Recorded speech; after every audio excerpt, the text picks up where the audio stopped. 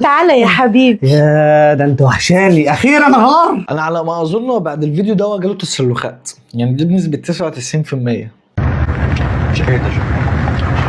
وانت كمان يا حبيبي وحشتني قوي. حبيبتي اقول لك ايه، انت متاكده انه مشي؟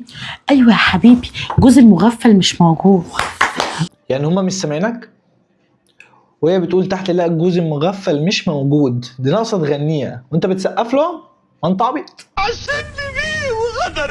رهيص بقى ها؟ طبعا يا حبيبي. انت عارف انا النهارده عملت على فكره حاجات كتير قوي انت بتحبها. والله. عملت محشي وعملت مكرونه بشاميل وعملت لحمه، عملت حاجات كتير قوي. الراجل جاي يتعشى يا عم، انت مالك قلقان ليه؟ ومش هيعمل حاجه تاني. تشكش في مراتك يا عم، خليك واثق فيها. ده انت طلعتي بتحبيني قوي يا بنت. طبعا يا حبيبي. بقول لك ايه، قول يا ايه حبيبي. ده انا زعلان منك. ليه يا حبيبي؟ قلت لك البسي العبايه التانيه. عامله لك كل ده يا حبيبي تعرف هما مش سامعينك ازاي؟ هما سامعينك بس انتوا كلكم بتشتغلونا